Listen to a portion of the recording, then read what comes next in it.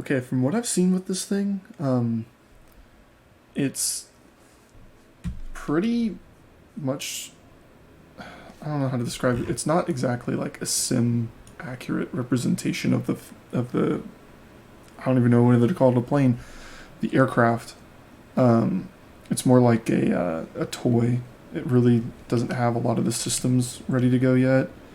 From what I've seen, there's not really a fuel requirement. The doors open and close. There's lighting. There's an APU. There's engines, and you can rotate and fly the plane like it's supposed to. That's kind of it. Um, Anything after that is kind of just, a work in progress at this point, which I don't know how sim accurate they really wanted this thing to get. Um, but I guess we can boot it up for you guys. And we can see how it goes. So I don't know how to fly helicopters, so this has been a fun learning experience for me. So you get a battery. All of this stuff works up here from what I've seen. Whether or not it actually works, you can press the button on it. You can turn on some lights here, stuff like that. Let's get the APU running. So once you get the APU up and running, you can turn these on. If you play DCS World, there we go. These MFDs will be very familiar to you. That's, at least for me, that's what it was. As you can see, a lot of this stuff is slashed out. Nav systems, map controls, it does have a really good overhead map, which is nice. This is, I think, taken straight out of the simulator and then just threw it in here, but for something like this, it's really nice. You can turn it off, you can turn it back on. So I like to have this screen on the PFD, and you can also, I don't think you can do it here actually. Let's see here. So the APU is running. Let's get that thing over to engaged. And once we do that, everything else is going to light up here. Let's get the nav over. What really sucks is I have the F-16 MFDs for DCS World, but they don't have the same buttons. The F-16 and the A-10 and the F-18 all use 5x5 all around, and this one is more akin to an Apache, where it has 1, 2, 3, 4, 5. It has 7 on one side, 5 up here, and none on the bottom. I know the Apache has 6 all around. So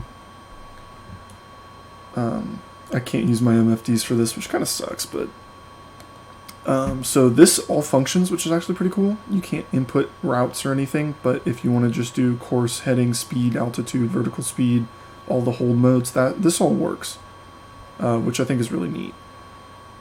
As far as the usable fuel, I don't know if this works with the weight and balance. We can test it out here. Let's see here if this goes up or down. Oh, it does. So this thing actually does burn fuel. I stand corrected. We'll see how that goes. So you actually do have VOR stations and comm stations, which is super cool. You can actually fly by VOR in this, which is really nice. So we'll go back. I think, yeah, so the lights is like the main panel for this right now, with everything kind of being inoperable. You can turn on the master control. You can do some tail lighting. We can do some flashing position lights, tip lights. These are really cool. If you come out here to the wingtips, you can kind of see it. They're lighting up right now, and this is actually a real-world thing where the tips of the blades will light up so that the pilot can see where they are. Because if you look at it right now, you can't actually start the blades in the full forward position. You'll destroy them. And there's an auto landing gear function if you forget about that. Because there's a ton going on in this thing. Once you start flying it, I forget about the landing gear most of the time. I've only been flying it for a couple hours, but I've forgotten about the landing gear way too often. Okay, so we'll get the engine started. You just run it over the crank and then go to start. And then once we do that, we can watch the... Oh, shoot. Look at that. I just did it. That's hilarious. I just tried to start the blades. So I guess I should go back to basics here. So with the MFD, you're going to have, this is your throttle percentage, and this is very important when flying this because this will tell you kind of what you need to be in for hover, and also you can't go over 98% for more than a minute or you'll blow the engines up. This is your vertical speed right here and here. This is your altitude. This is your horizontal speed. So these two, like this whole thing is used in a helicopter. This is the, can't remember what it's called, but this is to control the nacelles here.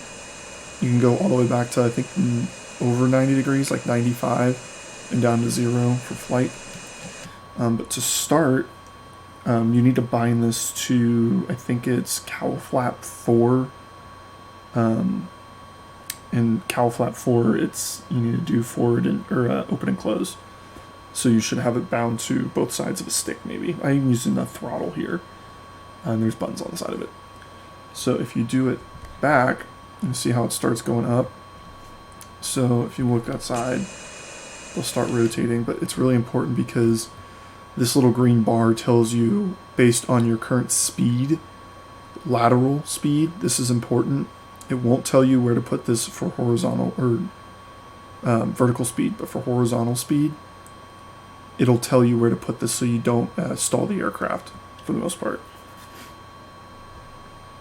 So we'll bring these bad boys all the way back. Technically, we could have started them by now. Once they're above, I think like 30%, you're clear of the ground. But we'll bring them back. I like to put them at about 88%. I know they go all the way back to 97. That's right. So 88% is good because that's a little bit of forward tilt, and that means that I can play with the back stick a little bit, just to have some more control instead of going straight up. So once we're back like this, we can go back up to the overhead and we can crank this, and then we can start the engines. And we'll get to see the cool blue light, or the green lights. Maybe.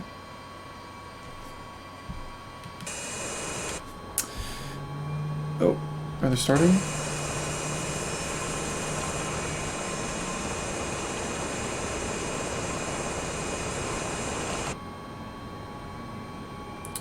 I hear it starting. See, there they go. They should start spinning. You know what? I think we're glitched. We totally are.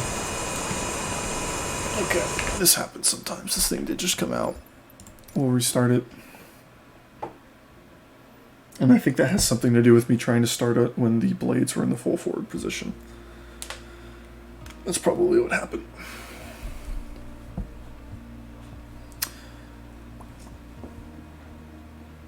Okay, we can kind of speed run this. Let's put it back out in this position. So we'll get the battery on, the EPU running, go back here, get some of this stuff going. So there's, like I said, like DCS, the MFDs are familiar. If you have played that at all, I think this, I don't know if these buttons work as far as the brightness goes. Doesn't look like they do. Let's get our lights on here. I don't know why I even bother doing this, really. It doesn't really matter. And then we'll put this over to run here. We'll do PFD. I'm just quickly running through all this stuff. And you can load up a flight plan from the Microsoft Flight Simulator, like the main map.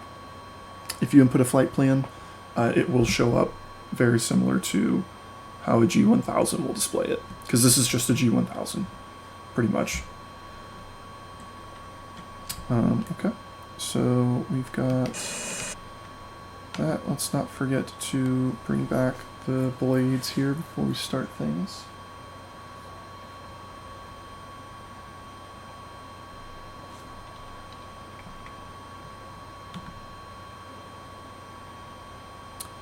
Bring it back to, like I said, about 88, 89, that's good.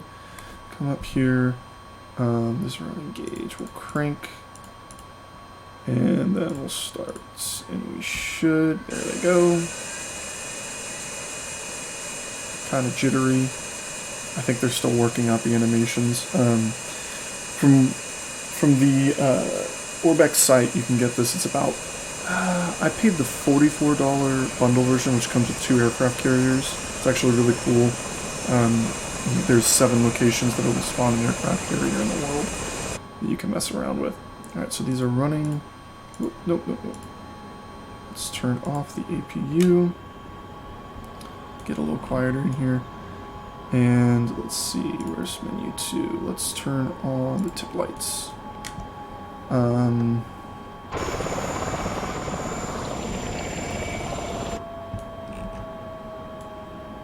Tip lights. Oh, you gotta turn the master control on. Yeah, there we go. Look at that. Isn't that crazy looking? Okay, so our parking brake is disengaged, and to get this thing off the ground, you can see that we're sitting here at, so it says RPM low.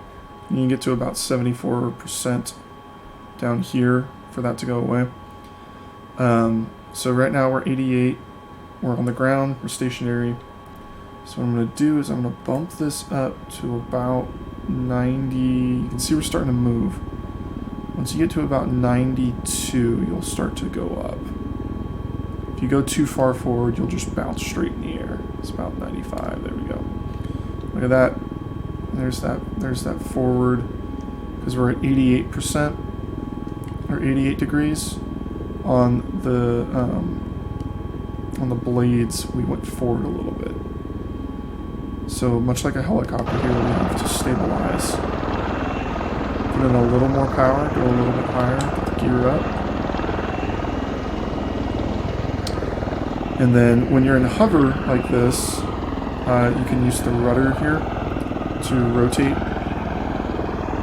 in the direction that you kick it. Let's get some power out here. Maintaining a hover is pretty easy in this thing. I read that they dumbed down some of the systems to make it easier for people to get in and just start flying it, which I think is smart. If this isn't intended to be a realistic military simulation, then just letting people fly it is smart. But we can go look over at the Sydney Opera House, which is to the north of us. Let's see here, and we do that by doing heading. So we'll do that.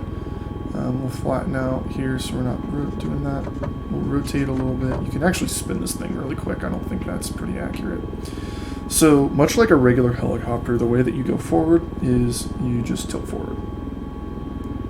And you watch your vertical speed and you watch your horizontal speed tick up here. So as we tilt forward, we can put a little more power into it. And you see we're rising, so we got to tilt forward even more. And in a normal helicopter, it would be a very slow pickup here. We're going forward, we're gaining some altitude. But in the Osprey, if we start rotating within the green forward, we start pulling back on the stick.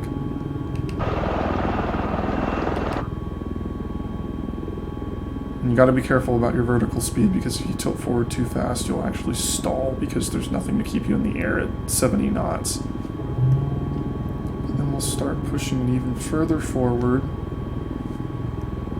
And you can already see we already need to pull back on the throttle a little bit because we're accelerating so quickly. Hit to 0, it'll bump like that. And now you can see that the autopilot has become available because we are in flight mode. And once you're in this mode, I've found that you need to trim down a little bit. It really just wants to take off on you. Here we go. Look at that. We're booking it.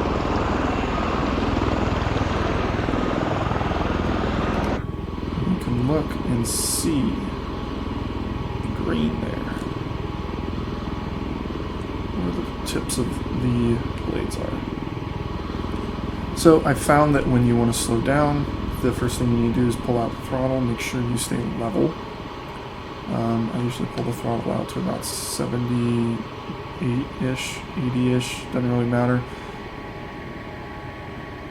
you're looking to drop your airspeed enough to where you can start tilting the nostrils back. So the weird thing about this thing is that up until about 30%, you're pretty much in level flight mode. That's how it's going to behave. So you need to be really careful when you go past about 35, because that's when you'll start hitting issues with, if you put too much power in, you'll go forward. And if you're moving too fast laterally, you can't rotate them back. So you need to kind of bleed off more speed here. You see how we're keeping the nose up, bleeding that speed off. And then as we bring the nostrils back, we put the power back in to stop the sink. Like it just said, see we're doing 600, we're doing about 500 vertical feet. Vertical speed here. So once you're in hover like this, you need to maintain about 95% to hover the aircraft. If you go under that, you'll start to stall. And we are hovering just like that. We're moving forward a little bit just because I'm messing around with the stick, but for the most part, we're hovering. And it was pretty easy. We went from 200 knots to hovering in about a minute. And if we want to move towards the City Opera House here, we don't even really have to tilt forward on the aircraft like we did earlier. We can just move the nostrils forward to about 70%. See how we tilt them forward? And now we're doing a nice steady forward movement here without increasing our speed too much. We're still gaining some altitude. That's a problem. We'll need to slow down here. Slow way down. And the way you can do that is by tilting the nose up and cutting power. See how that's stopping? And we tilt the nostrils back, get into our power again, get it to about 88%. Sink rate. And then we're hovering, more or less. It gets pretty tough. This is definitely something that will take a lot of time to get used to. But I think it's pretty worth it. I think this is a really cool idea for a simulator like Microsoft Flight Simulator, because the scenery is so good with the Bing map generation or whatever the heck they use. A lot of times you're flying at 30,000 feet and you kind of miss what you're flying over. But you also miss cars driving on water like that over there. But I think that this is something that is going to have to be solved eventually with helicopters coming into the game anyway, which is the ground scenery is going to have to be a lot better as people get closer to the ground for extended periods of time.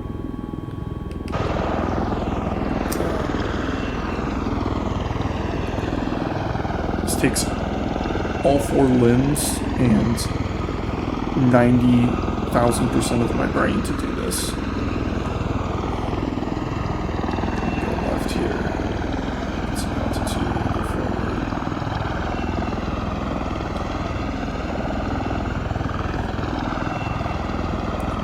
Try and land it right up here. I did this earlier.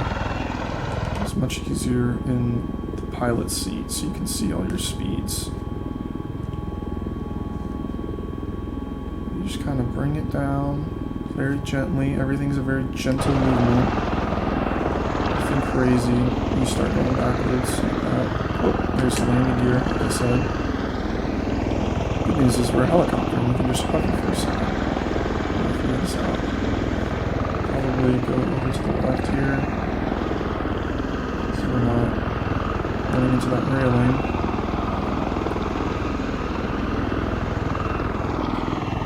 And if you flew the Pelican that they released, this feels a lot like the Pelican. So just cut the power, drop her down. Look at that. Here we are. So once you're on the ground, you want to keep your power at about 75% so you don't get the low RPM warnings. We will put on the parking brake like that, and we will come up here and this is where you can control the doors. Boop, boop, boop, like that. And now, if we look outside, we're moving forward. Parking brake obviously did not work. This is the problem with leaving your nostrils at 88%, is there is still a slight forward tilt to them, so they will try and move you forward a little bit. But yeah, we can open the cargo troop transport hold, which is cool. And you can also open the entry door here. So, pretty freaking sweet. Something I didn't mention is that the flaps will automatically lower like this when you go vertical, to stop you, to help slow down a little bit. But yeah, that's pretty much the whole thing. Close up these doors here. We could, if we really wanted to, we could shut it down and show you how they fold it up for the aircraft carriers, which I think is really cool. But I think it'd be more fun to just fly it around. So let's see, once we get everything closed up, it takes a second. We can get everything back up. Let's disengage you. I don't think we really need you anymore. So there we go, we're moving forward a little bit. Get up to about 95, so we can lift off here. You gotta get over the ground effect. They did program, I don't know how they did it, because I know helicopters aren't fully programmed in Microsoft Flight Simulator, but they did program a little bit of the ground effect you experience when you're trying to take off in a helicopter where it kind of sticks. And it also bounces you back up when you're trying to land, so pretty cool. But yeah, and the cool thing about this is we don't have to go very high. We can kind of stay at about, a couple hundred feet off the ground. Tilt these forward to about 85. Kind of just mosey about the Bay of Sydney right now. It's about 80. There we go. Cut back on the throttle just a little bit. See, there's the problem is if you don't maintain your horizontal speed, if it starts increasing like it is,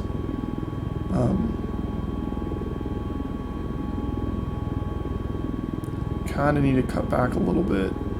Get the nose up when you're in this hover mode. I'd say up until about 60%, from about 97 to 60%, it's hover mode, maybe 70%. But that awkward thing between about 75 and 35, really what you need to watch out for, or you'll stall it and you'll crash.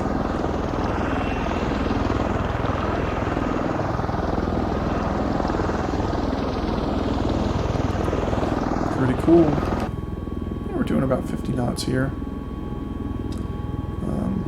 I've taken this thing up to about 10,000 feet and lowered the nostrils and cranked the throttle to 98%, which is the max that you can do for an extended period of time.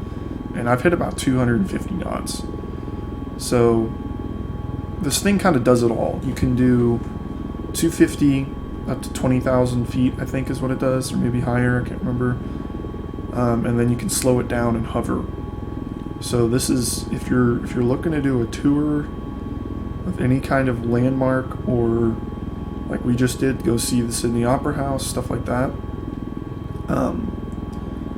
there's really not a better vehicle for that kind of adventure than this one, because you can get there quick, you can hover around it, you can slow it down, and then you can zip off to the next thing.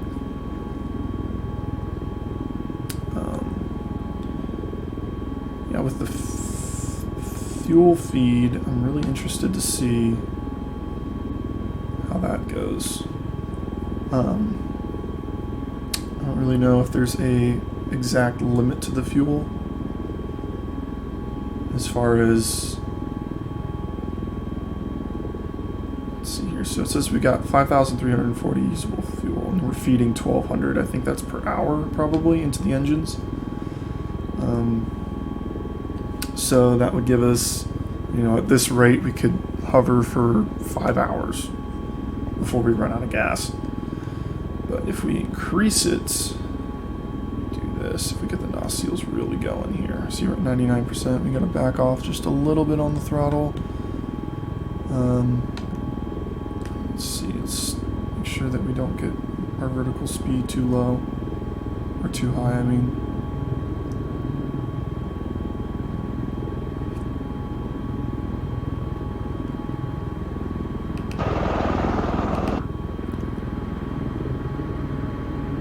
So unless you're going flat out, I'd recommend running around in about 10 to 15 degrees on the NOS seals, because that'll give you a good opportunity to slow down if you want to look at something. I don't know if that wind rushing effect sounds like it's from the blades themselves. It's pretty loud. I would turn down your volume if you wanted. But yeah, we're doing 98% flat out, and we're hitting about 240 pretty easy here. Look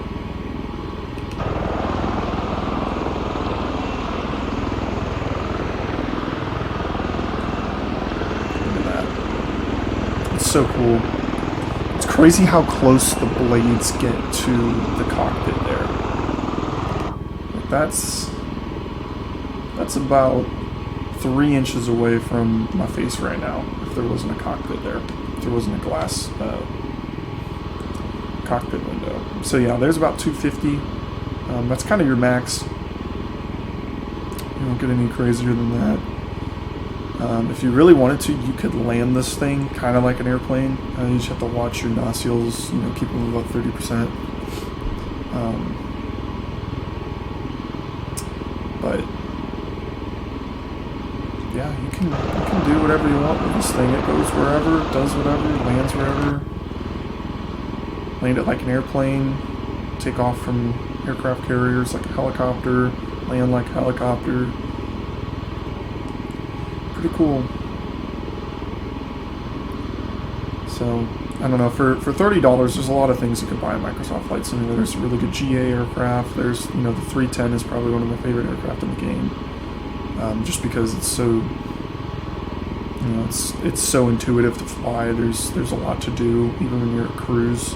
For the most part, there's things to manage, and some of the other planes don't really offer as much. This one is the rare exception where I'd say, even though it's, you know, 10% complete and obviously not a realistic simulation of the aircraft right now, I'd still say it's probably worth $30-35 or whatever I paid for it, just because it's so much fun to fly. Just because you can goof around.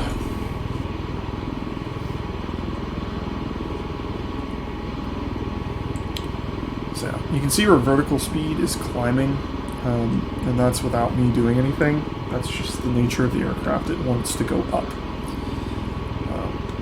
So this is our above ground, also displayed here. This is our vertical speed, so you gotta kind of trim this thing out, tame the beast.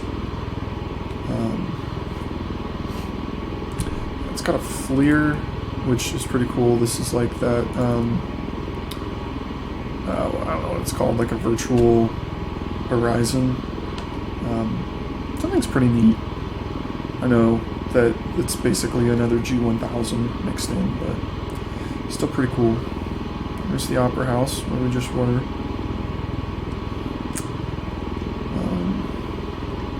Oh yeah, I guess we can test out the autopilot.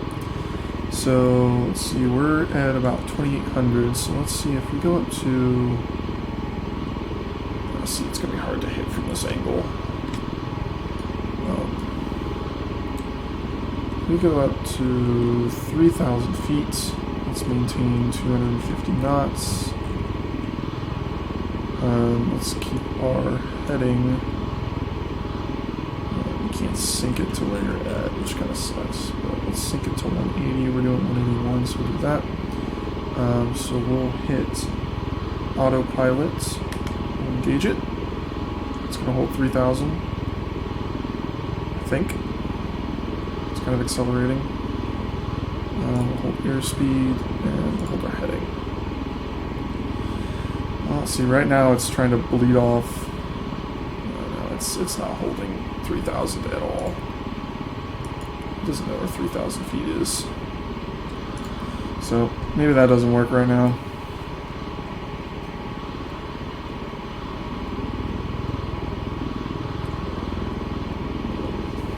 I can't disable the altitude hold. It's interesting. So if we do 6,000, what happens?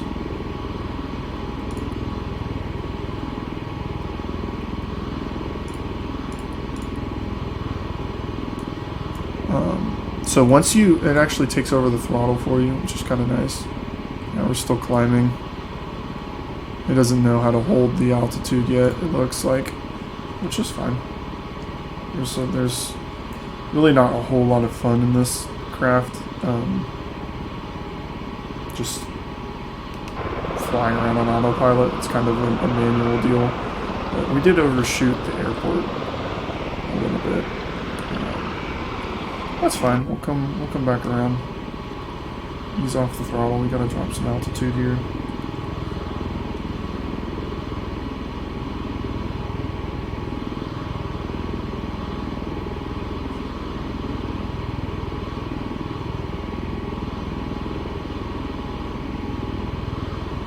Let's see. So yeah, we really need to pull back on the throttle here because we're still gaining speed as we descend. Obviously, the old fight between airspeed and altitude. But we can start getting our nostrils back here. That'll also get some of the flaps out. Get back to about 25%. And as you can hear, it's actually kind of nice as the blades move away from our pilot, they actually get a little quieter. So that's pretty good with the sound design. Yeah, it looks like the flaps are on auto right now, which is, which is nice. I don't have to really mess with them. It is it's a very intuitive, simple flight model. Which kind of wants you to fly it. It doesn't really want to fight you about anything, which is nice because a lot of planes, I feel like they want you to fight it to get it to work. That's my experience with the F-18 in DCS World. Is I load into that thing and I've spent weeks learning it, and it's still just, it doesn't like me. Okay, let's see. Let's get the, what did I just do? Just hit something. Alright, let's get the blades up to about 35. Let's see if we can land on this runway here. Let's see what that looks like.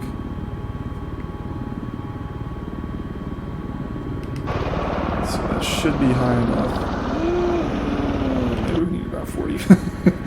It might be a little too low. I might clip them into the runway or something. Let's do 40 here. You can hear the flaps working too. Yeah, 40 looks like it should work. It should be fine. Let's drop the gear.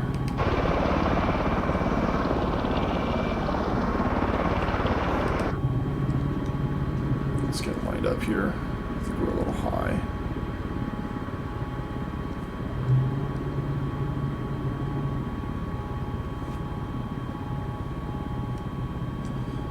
Get to 45.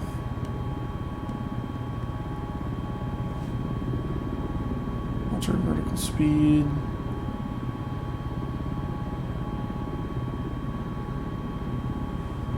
Just a little off center because I'm terrible at flying in this game.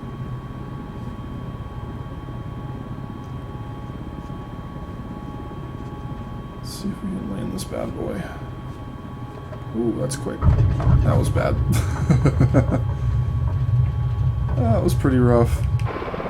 But we didn't destroy the blades. We're Marines after all.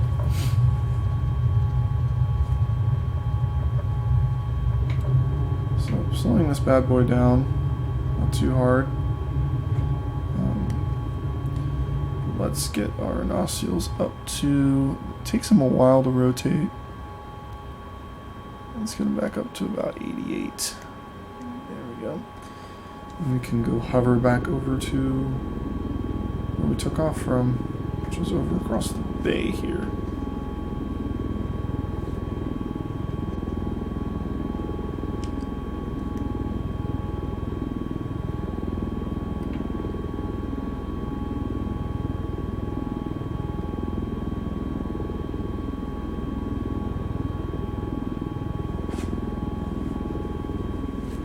See, we pulled the power out because I was trying to slow down. Pulling the power out when you're in hover like that doesn't do what it does in a plane. It just plummets you towards the earth because that's what's keeping you up in the air, not your wings at that point. Not at 20 knots.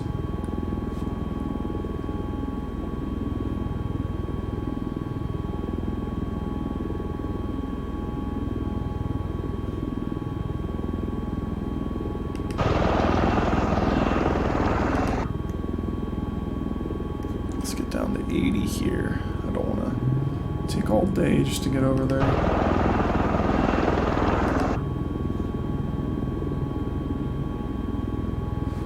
There's our landing spot.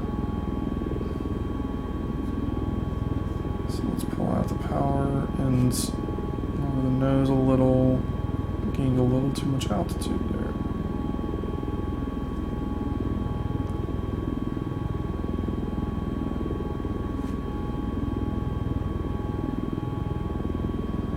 See, there goes a truck through the runway. It's excellent.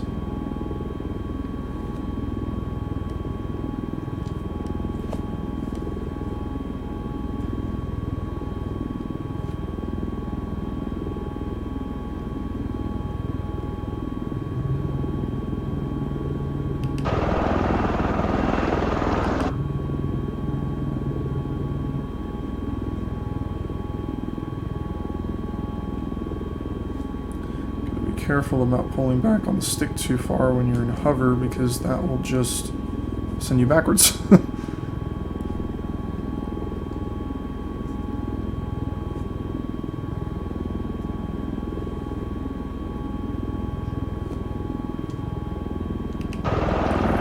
Let's see if we can put it down in our original spot, which I believe was probably just right behind the Cessna, wasn't it? Okay, let's see here. So we'll come back to a hover, come back on the stick a little bit, come back on the power just a little bit, and the spinner.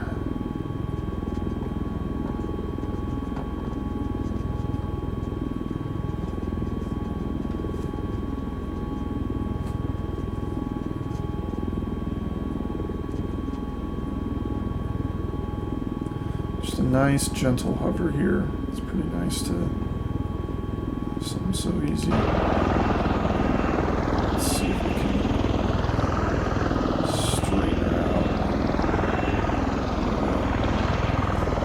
See how we started all backwards? I was trying to just.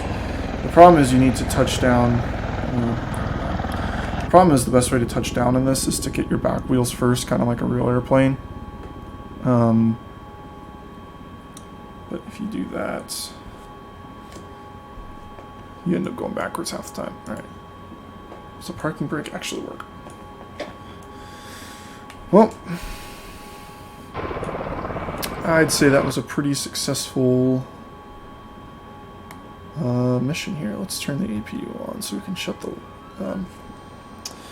down without running out of engine power. Or electricity, I mean. So we'll just do run. We'll turn these bad boys off. So we've got battery going. Yes, I understand that we have no RPMs because I'm turning it off. So, let's see, I can't remember how to do this. System. Here we go. So there's flight ready, full stow, rotor lock, and fold horizontal. So if we hit full stow, I believe it'll just go through the process by itself. But what it's going to do is it's going to lock all these blades in one position, then spin this entire wing on an axis right here. Let's see if it does it. Let's see.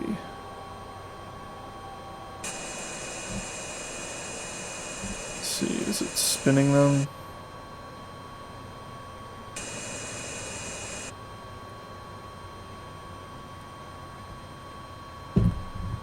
So it'll take it through some different stuff here.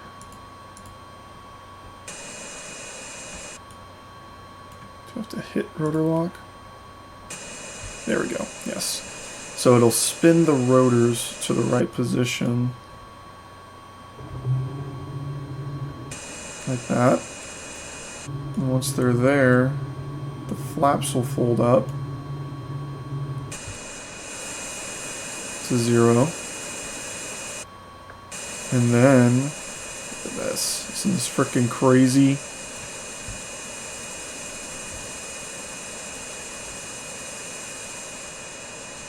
Then it'll go forward a little bit.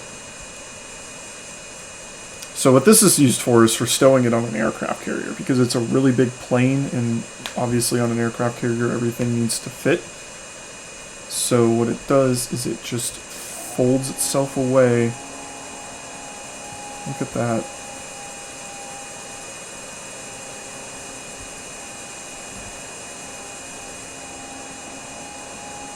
And it doesn't rotate the whole way, it rotates like 70, 80 degrees. Just enough to lower the profile.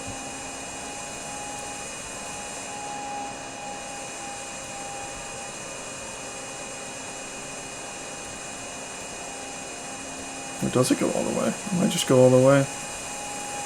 Yep, there it goes. Look at that.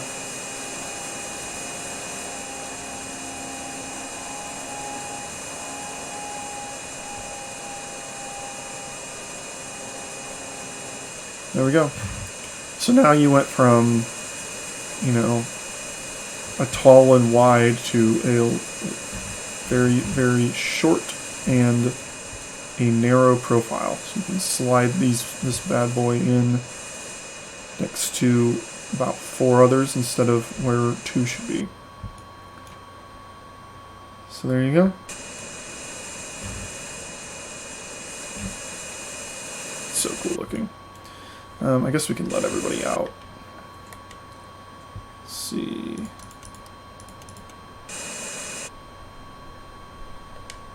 It's wild looking with it right there. And there is an option, I do believe, here.